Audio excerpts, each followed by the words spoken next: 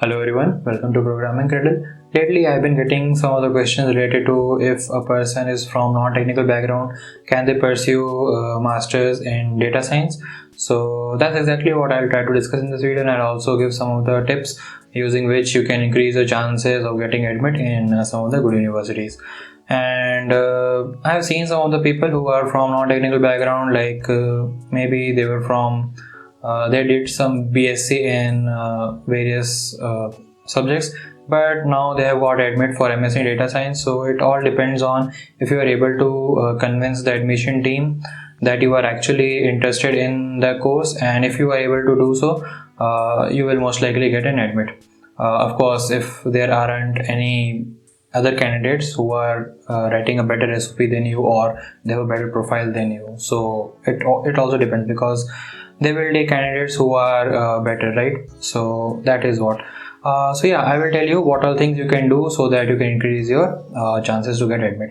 But before moving further, as always, if you are new here or if you are subscribed to the channel, please go subscribe to the channel and be a part of Programming Cradle family, and also hit the bell icon so that you get notified each time when a video goes live. And if you end up liking this video, please give it a thumbs up. It keeps me motivated to make such videos for you guys. So now with that being said, let's start our discussion.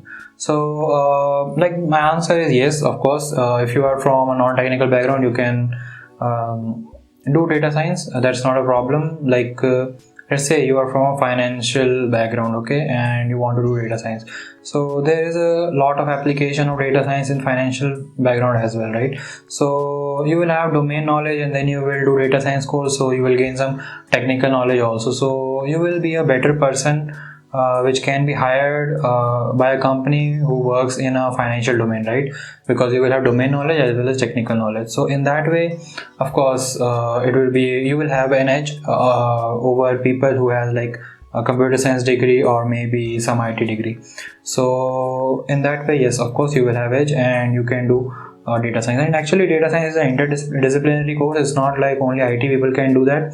Anybody can do that, and nowadays data science has application in almost all domains, even if it is civil engineering, mechanical engineering, electrical engineering, electronics engineering, anything you name any branch, there is an application of data science there. So yes, of course, anybody can do MSc in data science. Now the question is, how will you show your intent that you are actually interested in a particular course? So to do so, you will have to write a very good SOP, right? And in that SOP, you will have to mention that you have done things towards data science, like you have taken some courses, or maybe you have done some projects, or maybe you did some analytical project, or you helped your family business, or it can be anything related to analytics or data science or machine learning, anything. So what you can do is, because as you are from a non-technical background, the first thing you should do is learn programming. And to learn programming, you can pick Python. You can learn from YouTube. That will be free of cost, and of course there are so many good tutorials out there already, so you can learn Python from there. But the thing is, how will you show that you have learned Python and you know Python to the university? So one thing is, you can do projects, of course, but also you can do courses from Udemy, Udacity, Coursera. These are the platforms which are known worldwide, and they have good reputation among universities, because generally on Coursera the courses are from very well-known universities. So of course you can do courses on Coursera as well. And Udemy also has a good reputation, Udacity again. So these are some platforms where you can do courses. So let's say you did a Python course, and after that, or what I would suggest you is, learn Python from open source materials like YouTube, and then take a data science course or maybe machine learning course on these platforms. So what you can do is, when you will be writing your SOP, you can mention that you have learned these things and you have done these courses. And also, while filling form, you generally get a column where it says miscellaneous column, where you can upload all your certificates. So there you will upload these certificates which you will get from various platforms.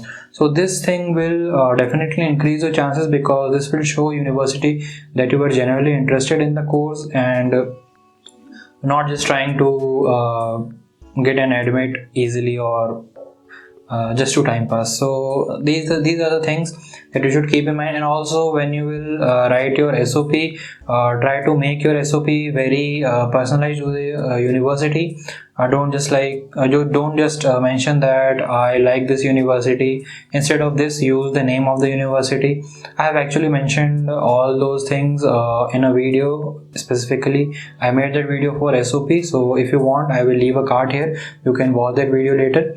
And also, if you want me to show my SOP, I will make a dedicated video on that, and I'll explain how I formulated my SOP so that you can get benefited. Of course, it's not the best SOP in the world. There are many good formats available already on the internet. You can simply Google search SOP format and you will find it. But still, if you need my help, or if you want to see how my SOP was, you can always ask me in the comment section. I will try to make a video on that as well, and maybe from that you will get some good idea and you can incorporate that in your own SOP. So that you can increase the chances of getting an admit. So in short, the answer is yes, of course, anybody can do MSc in data science, or anybody can take data science courses, or anybody can switch to data science. It's just the companies are taking or giving preference to people who are from IT background, is because when you go to your project, you will have to do a lot of coding. So if a person is from IT background, they will have good experience, and they will be able to do coding easily. So that's why companies tend to prefer IT people. But if you are able to show some good projects in your portfolio, that will be sufficient enough to convince universities, or maybe after completion of your course, to the employer, that yes, you are good with your coding skills and you have sufficient knowledge to start your career in data science. So I think, yeah, this is what I wanted to discuss in this video, and I hope this video was helpful for you. And if you want to download data science notes, link is in the description. It will definitely help you to speed up your process of learning data science. And if you want to join our Telegram group, again, the link will be in the description. There we have over 1000 people. They're helping each other on a daily basis. Everybody is answering each other's query, and it is a very good community and a very helpful community. So you can join that as well. So yeah, this is what I want to discuss in this video. I hope you found this video helpful. If you did, please give it a thumbs up, and please don't forget to subscribe to the channel and hit the bell icon so that you get notified each time when I upload a video. So yeah, with that being said, we'll see you in the next video. Bye. Happy learning.